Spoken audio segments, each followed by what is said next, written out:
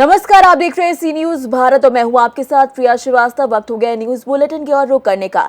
इस news bulletin में पहली खबर है यूपी की रामनगरी से, जहां अयोध्या जिला अस्पताल पहुंचे उत्तर प्रदेश मंत्री डॉक्टर संजय निषाद ने रेप पीड़िता बच्ची से मुलाकात की और उनका हाल चाल जाना। वहीं मीडिया से बातचीत में उन्होंने कहा कि अगर बच्ची को न्याय नहीं मिला तो वो सपा कार्यालय के सामने धरना प्रदर्शन करेंगे। वहीं मीडिया के सामने प्रेस वार्ता करते समय डॉक्टर संजय निषाद रो भी पड़े। अयोध्या से सी न्यूज संवाददाता राहुल की रिपोर्ट।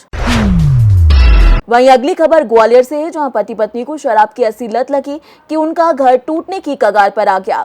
दोनों नशे की हालत में झगड़ा कर एक दूसरे को शराबी होने का ताना देते थे, जिसका नतीजा ये हुआ कि तलाक तक बात आ पहुंची और दोनों पुलिस थाने में आमने सामने खड़े हो गए। पुलिस ने दोनों पति पत्नी की लगभग 3 बार काउंसलिंग की, जिसके बाद आखिर में पति पत्नी दोनों अपनी गलती मानते हुए समझौता करते हुए नजर आए। अब दोनों पति पत्नी शराब की लत से दूर होकर अपने परिवार को बखूबी संभाल रहे हैं। बता दें कि दोनों पति पत्नी बैंगलोर में सॉफ्टवेयर इंजीनियर हैं और दोनों शराब के लती हो गए थे, जिसके बाद उनको इस परेशानी का सामना करना पड़ा। पुलिस ने इस पूरे मामले में 3 बार उनकी काउंसलिंग की, जिसके बाद उसका असर भी इन दोनों पति पत्नी पर पड़ा, जिसके बाद इन्होंने कसम खाई और दोनों एक साथ रहने के लिए राजी हो गए। दोनों पति पत्नी पेशे से सॉफ्टवेयर इंजीनियर हैं। उसके बाद भी ऐसी घटना सबको हैरान करती हुई नजर आई। वहीं इस पूरे मामले पर दीप्ति तोमर ने क्या कुछ कहा, आइए आपको सुनाते हैं।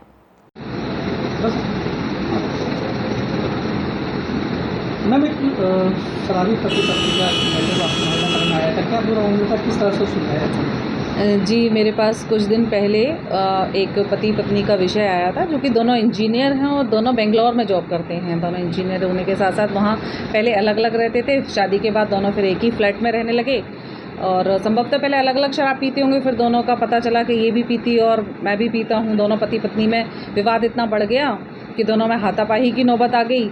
इसके बाद फिर मामला हमारे पास आया तो हमने दोनों की काउंसलिंग की और दो बार काउंसलिंग हुई। दोनों काउंसलिंग में फिर दोनों ने कसम खाई, शपथ ली हमारे सामने कि अब हम शराब नहीं पिएंगे। तो दोनों यहाँ से खुशी खुशी गए हैं और आइंदा शराब नहीं पिएंगे ऐसी कसम खा के गए और हमें उम्मीद है कि इनका जीवन अच्छा चलेगा आगे। जिस तरह से आपने सोल्यूशन जी, हमने दोनों का साथ में बैठ के पहले अलग अलग काउंसलिंग की कि मुद्दा क्या है। तो दोनों बहुत अच्छे से दोनों कमाते हैं, बड़ी अच्छी सैलरी है दोनों की, लेकिन जब बात समझ में आई तो शराब ही एक ऐसा कारण निकला जो दोनों का विवाद का कारण बना। दोनों को अलग अलग बैठ के समझाइश देने के बाद फिर दोनों की समझ में आया। उनके पेरेंट्स को भी बुलवाया तो पेरेंट्स को भी कहीं ना कहीं समझ में आया, तो उन लोगों ने भी साथ में बैठ के उनका साथ दिया, काउंसलिंग की हमारे साथ बैठ के और दोनों अब खुश हैं। ग्वालियर से सी न्यूज संवाददाता शिवम सिंह चौहान की रिपोर्ट। वहीं अगली खबर है राजस्थान के हनुमानगढ़ से, जहां जिला कलेक्टर कानाराम ने क्षेत्र में हुई मूसलाधार बारिश में हुए नुकसान का जायजा लेने के लिए हनुमानगढ़ शहर का दौरा किया।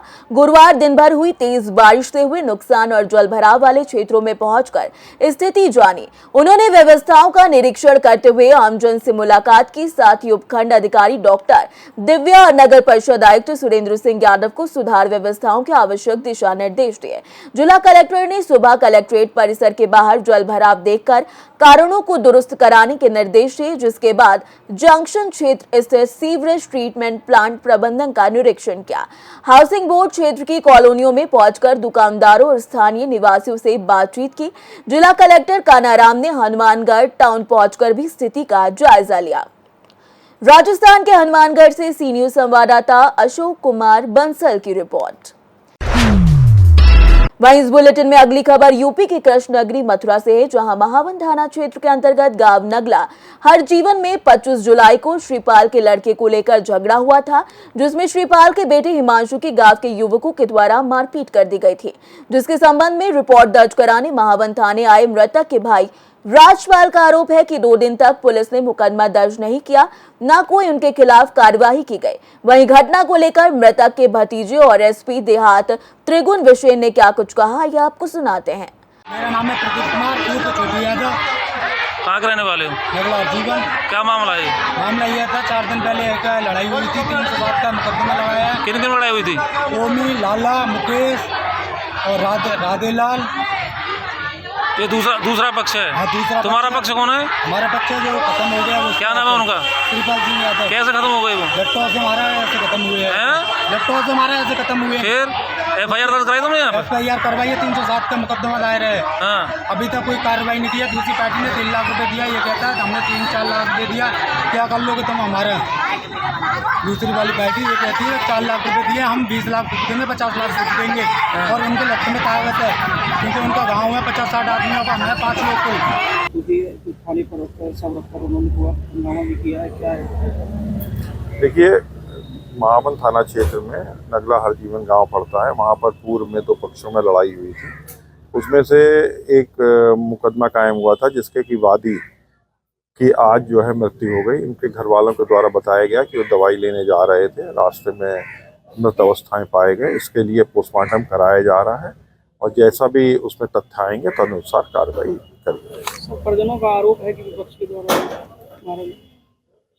परिजनों का जो आरोप है, जो प्रतिवादी हैं उनके द्वारा। देखिए, वो तो पोस्टमार्टम रिपोर्ट में जो होगा वो आ जाएगा, उसका तो कोई वही नहीं है। और इसका पैनल से पोस्टमार्टम भी इसीलिए कराया जाएगा।